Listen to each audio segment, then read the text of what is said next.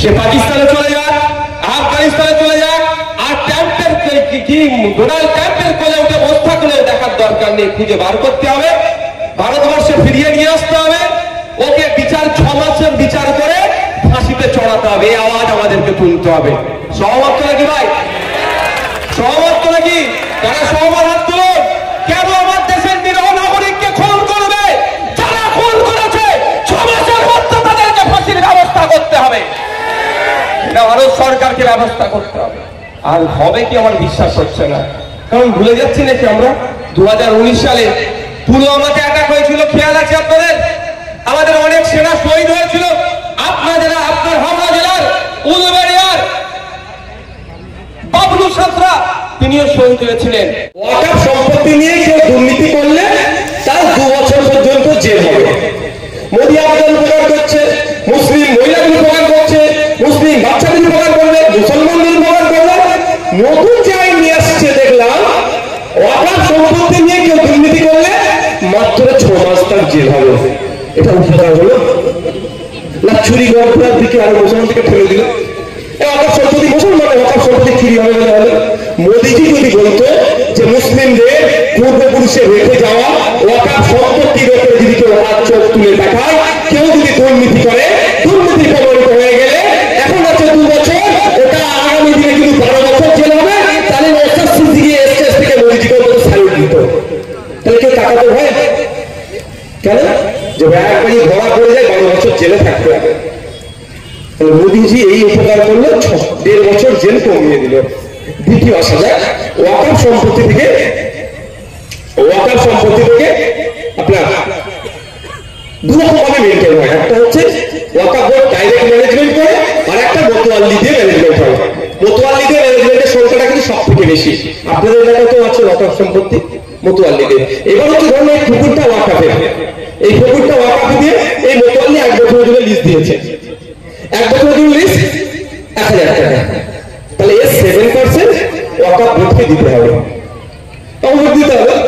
তো 100 টাকায় 7 টাকা, 1000 টাকায় তাহলে কত যাবে? 70 টাকা। তাই তো নাকি? 70 টাকা ওয়াকফ বোর্ডে জমা হবে। এই ধরনের জমা হয়ে ওয়াকফ বোর্ডে যে টাকাটা থাকবে, সেই টাকা থেকে কি করতে হয়, কি করার দরকার? মমতা ব্যানার্জি আমাদের লুটে খেয়ে নিচ্ছে। ফিরাদ হাকিম সাহেব, সিদ্দিকুল্লাহ চৌধুরী সাহেবদেরকে প্রশ্ন করবেন, দেখবেন উত্তর দিতে পারবে না। যখন আপনি সিদ্দিকুল্লাহ চৌধুরী সাহেবকে প্রশ্ন করবেন, তখন বলতে দেখেছেন নওশাদ সিদ্দিকী ফুরফুরাওয়ালা ও তবলিগ জামাতের নেতাকে বলছে। আমি তবলিগ জামাতের নেতাকে প্রশ্ন করছি না, আমি তৃণমূলের মন্ত্রীকে প্রশ্ন করছি। এটা গুলিয়ে ফেলবেন না।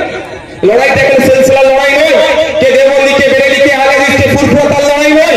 আপনি তো মন্ত্রী হয়ে বসে আছেন, 10 বছরের ক্যাবিনেট মিনিস্টার হয়ে বসে আছেন, আপনাকে কিন্তু জবাব দিতে হবে।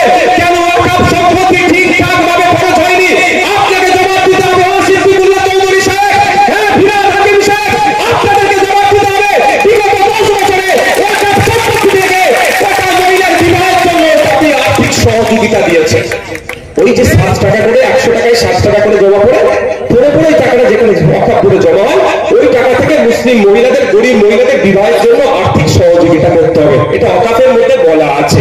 এই আপনারা ব্যবসা করছেন, আপনাদেরকে ব্যবসায়ী 0% লোন হিসাবে আপনাদেরকে দিতে হবে। তাহলে আপনারা স্বয়ং সম্পূর্ণ হতে পারেন।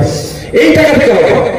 আপনাদের জায়গায় বাচ্চা আছে, মেধাযুক্ত ছেলে আছে, ওকে টাকা দিতে হবে, স্কলারশিপ দিতে হবে পড়াশোনার জন্য। এই ধরনের সামাজিক কাজ ওয়াকফ বোর্ডের মাধ্যমে হয়। এখন মমতা ব্যানার্জির আমলে হয়নি, সেটা আলাদা কথা, কম করেছে আলাদা কথা, কিন্তু এটা ওই বোর্ডের মাধ্যমে হওয়া দরকার। এবার মোদীজির নতুন আইনে কি বলছে? 100 টাকা দিতে 7 টাকা দিতে, এখন সেটা কমিয়ে 5 টাকা করে দিয়েছে। তাহলে ওয়াকফ বোর্ড শক্তিশালী হলো না দুর্বল হলো আর্থিক দিক থেকে? হ্যাঁ, আপনারা ব্যবসায়ী মানুষ হিসাবটা ভালো বুঝতে পারবেন। তো দুর্বল হলো তো, তাহলে ওই দুর্বল হলো, তাহলে ওখান থেকে মুসলিম মহিলাদেরকে কিভাবে স্বাবলম্বী করবেন আপনি? টাকা কম তো। মোদীজি যদি নতুন আইন নিয়ে আসতো, তাহলে 7 টাকার পরিবর্তে যদি বলতো 14 টাকা ওয়াকফ বোর্ডকে দিতে হবে, তাহলে বলতো মোদীজি ওয়াকফ বোর্ডকে শক্তিশালী করছে। ওই 14 টাকা গুলো জমা হয়ে ওখানে মুসলিম মহিলাদের বিবাহের জন্য, তাদেরকে এম্পাওয়ার করার জন্য, মুসলিম ছেলেদেরকে এম্পাওয়ার করার জন্য বিভিন্ন ওয়েলফেয়ার কাজে লাগাতে পারত। তাহলে মোদীজি দুটো বললাম, দুটোই মাইনাসে গেল। এটা তো ছোট্ট বিষয়। ইতিপূর্বে ভারতবর্ষের ইতিহাসে দেখুন, দলিত হওয়ার জন্য পিটিয়ে মেরেছে, আদিবাসী হওয়ার জন্য ধর্মীয় পরিচয় দেখে মেরেছে, মুসলিম হওয়ার জন্য কেন গণমাংস খেয়েছো এই ধরনের মিথ্যা অপবাদে পিটিয়ে মেরেছে। কিন্তু সেগুলো ছিল কাদের আমল? কংগ্রেসের পিরিয়ডে বেশি।